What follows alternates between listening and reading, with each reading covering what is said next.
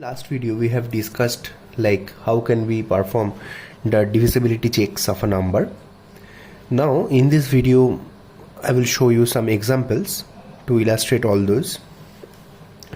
So the first example is if 6897 is divisible by 11 or not. So for this we have to identify the odd position digits and even position digits starting from the right side. So this is odd position digit, these two are odd position digit, this is the first digit and this is the third digit.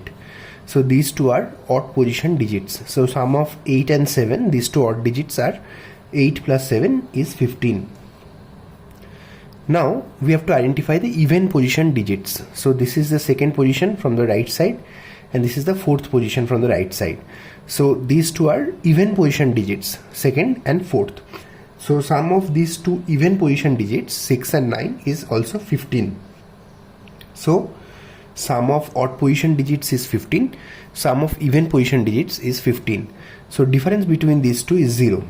So we can say that this number is divisible by 11. As we know, like we have to calculate the even position digits, sum of the even position digits and sum of the odd position digits.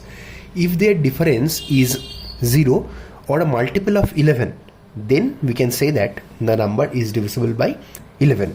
So in this case their difference is 0, so this number is divisible by 11. Moving on to our next example. So 3125736, we have to check whether this number is divisible by 24 or not. So we can say like 24 is equal to 3 into 8. So this number needs to be divisible by 3 and also with 8. So first check with 3. So sum of all these digits 3 plus 1 plus 2 plus 5 plus 7 plus 3 plus 6, sum of all the digits is equal to, if we sum 3 plus 1 plus 2 plus 5 plus 7 plus 3 plus 6, then we get 27. So 27 is the sum of the digits. Now 27 is divisible by 3. Okay, like if we divide 27 by 3, we will get remainder as 0 and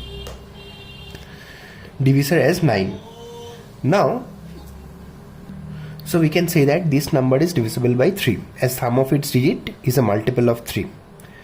Now moving on to the other part, we have to check whether this number is divisible by 8 or not, as 24 equal to 3 into 8. So to check whether it is divisible by 8 or not, we have to take last 3 digits of that number. So last 3 digits are 736. So if we divide 736 by 8, then it is completely divisible, because in that case remainder will be 0. 736 is completely divisible by 8 because 736 equal to 8 into 92. So remainder will be 0. So last 3 digits are divisible by 8. Okay, 736 is basically 8 into 92. So we have checked whether the number is divisible by 3 or not. Yeah, it's divisible. Whether the number is divisible by 8 or not by checking its last 3 digits. Yeah, it's also divisible by 8. So both 3 and 8 are its factors. So we can say that this number is divisible by 24. Moving on to our third example, whether this number is divisible by 99 or not. So 99 is basically 9 into 11. Okay, so this number should be divisible by both 9 and 11. So first we have to check the sum of the digits 1 plus 1 plus 4 plus 3 plus 4 plus 5. Sum of the digits will be equal to 18. 18 is completely divisible by 9 because 18 equal to 9 into 2 and remainder will be 0. So if sum of the digits are divisible by 9, then the whole number is divisible by 9. So the number is divisible by 9.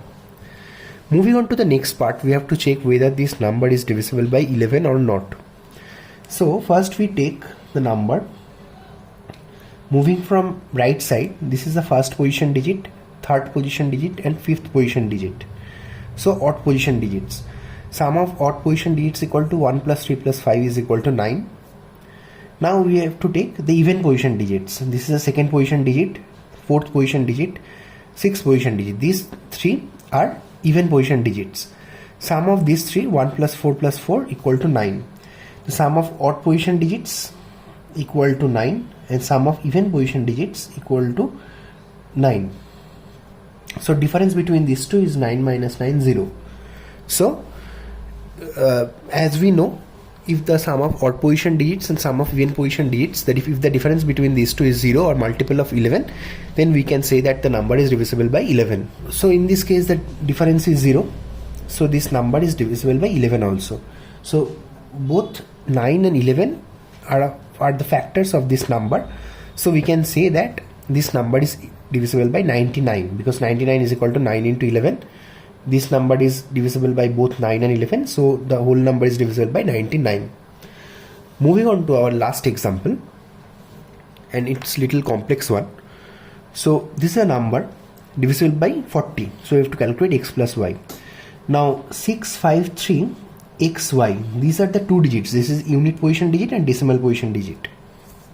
Okay, these are two separate digits. Now 40 is basically equal to 5 into 8, okay, or we can say 4 into 10. So if this number is divisible by 40, so the last digit should be 0, because it needs to be divisible by 10 also. If a number is divisible by 10, then the last digit should be 0. So as this number is divisible by 40 and also with 10, so last digit should be 0. 40 means 4 into 10. So if this number is divisible by 40, then the number is also divisible by 10. So as this number is divisible by 10, so the last digit should be 0. So we got y equal to 0. Now this number is divisible by 8 also. 40 is equal to 5 into 8. So last three digits, the condition for divisibility of 8 is the last three digits should also be divisible with 8. Okay, if the whole number is divisible by 8, then the last three digits also divisible by 8. So 3x, y we got 0, should be divisible by 8. Okay, now we have to check whether if x equal to 1, then this number will be 310. Is it divisible by 8? No.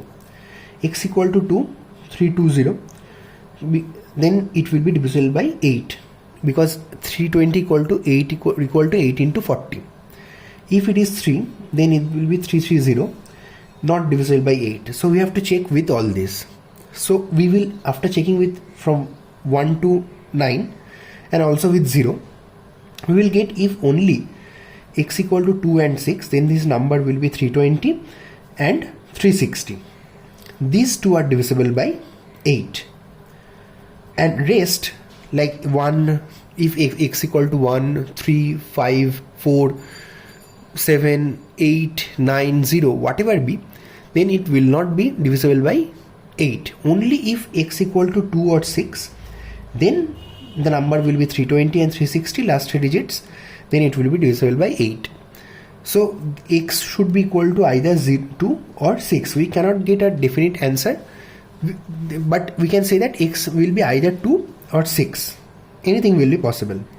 So in that case, x plus y equal to either 0 plus 2, because y equal to 0, or 0 plus 6. So there will be two answers, either 2 or 6. So these two will be the answers.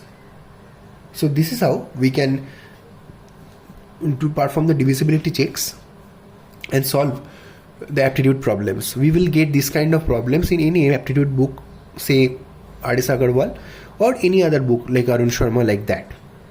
Thank you for watching.